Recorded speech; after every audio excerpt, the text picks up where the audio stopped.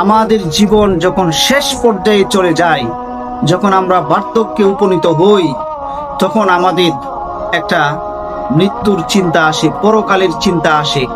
সেই চিন্তা থেকে যারা আমরা বেশি গুনাহ করেছি তারা মনে মনে এই ধারণা করি যে আমার জীবনে আমি যত গুনাহ করেছি, যত পাপ করেছি, আল্লাহ পাক রব্বুল আলামিন মনে হয় মাফ করবেন না, এমনটা আমরা ধারণা করে থাকি।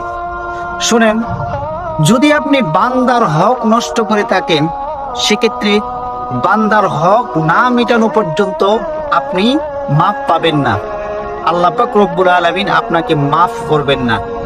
কিন্তু যদি আপনি গুনাহটা সরাসরি আল্লাহর সাথে সম্পৃক্ত হয়, যেমন নামাজ, রোজা, হজ, যাকাত ইত্যাদি বিষয়গুলা আল্লাহ পাক রব্বুল আলামিন হুকুম করেছেন, এই সমস্ত বিষয়গুলা যদি আপনি না মানেন, অর্থাৎ আল্লাহ তাআলার সাথে সম্পৃক্ত ইবাদত যদি আপনি না করেন, তাহলে সেই গুনাহের ক্ষেত্রে একটা আশা রয়েছে।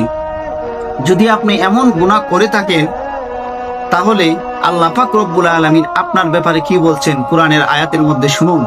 আল্লাহ পাক রব্বুল আলামিন বলছেন, ইয়া ইবাদিয়াল্লাযীনা আসরাফু আলা আনফুসিহিম লা তাকনাতু মির রাহমাতিল্লাহ ইন্নাল্লাহা ইয়াগফিরুয যুনুবা জামিআ ইন্নাহু হুয়াল গফুরুর রহিম।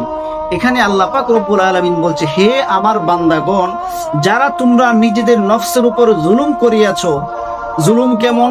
আল্লাহ পাক রব্বুল আলামিন বলেছেন তুমি নামাজ পড়ো, আপনি নামাজ পড়ছেন না। বলেছেন যাকাত দাও, আপনি সামর্থ্য থাকার পরেও আপনি যাকাত দিচ্ছেন না।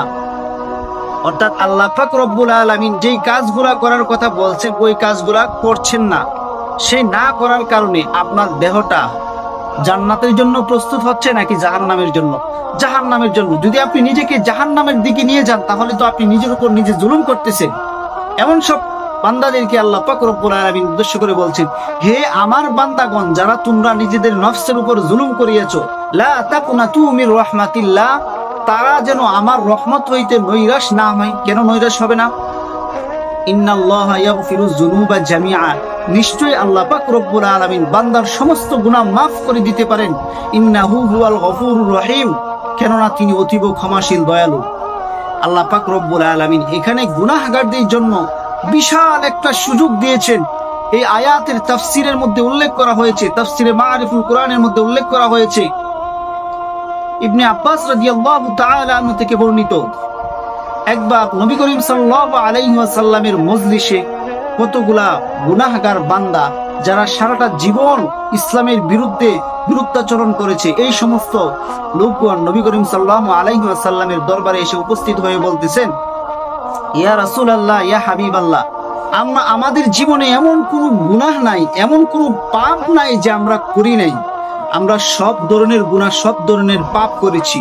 আমরা জিনা করেছি, শুধু তাই নয়, বহু জিনা করেছি। আমরা মানুষকে হত্যা করেছি, শুধু তাই নয়, বহু মানুষকে হত্যা করেছি। এমন সব গুনাহ আমরা করেছি, কিন্তু আমাদের অন্তরের মধ্যে ভয়, আমরা যদি ইসলাম গ্রহণ করি, আল্লাহ পাক রব্বুল আলামিন কি আমাদেরকে মাফ করবেন? এমন প্রশ্ন নবী করিম সাল্লাল্লাহু আলাইহি ওয়াসাল্লামের কাছে রাখলেন।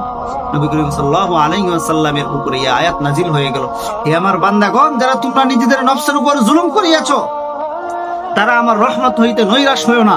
তোমরা খাঁটি দিলে তওবা করো, খাস দিলে তওবা করো, খাস দিলে তওবা করো। যে সমস্ত গুনাহের কাজগুলো আগে করতে, এগুলা সম্পূর্ণরূপে ছেড়ে দাও।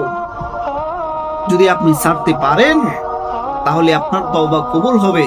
কিন্তু গুনাহ যদি বান্দার সাথে সম্পৃক্ত হয়, কোনো বান্দাকে কষ্ট দিয়ে থাকেন, কোনো বান্দার হক নষ্ট করে থাকেন, তাহলে ওই বান্দার কাছ থেকে মাফ না চাওয়া পর্যন্ত, ওই বান্দার হক পূরণ না করা পর্যন্ত আল্লাহ পাক রব্বুল আলামিন আপনাকে মাফ করবেন না, যতক্ষণ না পর্যন্ত ওই বান্দা আপনাকে মাফ করবে।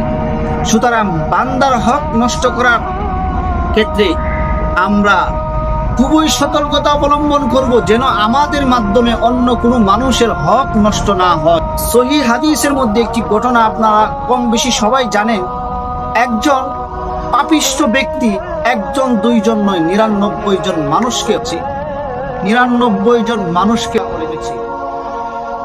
এমন একজন লোক, সে যখন খাঁটি দিলে তওবা করেছে, আমি সংক্ষেপে বলতেছি, খাঁটি দিলে তওবা করেছে, আল্লাহ পাক রব্বুল আলামিন তার তওবা কবুল করেছেন।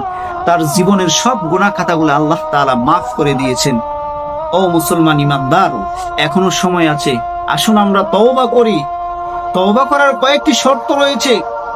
1 নাম্বার, প্রথমত আপনি যেই গুনাহ থেকে তওবা করছেন এই গুনাহের মধ্যে ভবিষ্যতে আর কোনোদিন যাওয়া যাবে না। যদি যান তাহলে বুঝতে হবে আপনার তওবা কবুল হয় নাই।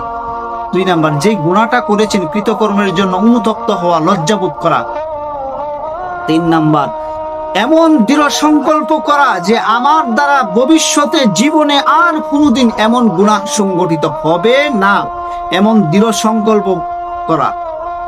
আর যদি গুনাহটা বান্দার সাথে সম্পৃক্ত হয় সেক্ষেত্রে এই 3টা তো শর্ত তো আছে, সাথে আরেকটা শর্ত হলো বান্দার হক মিটাইয়া দিতে হবে।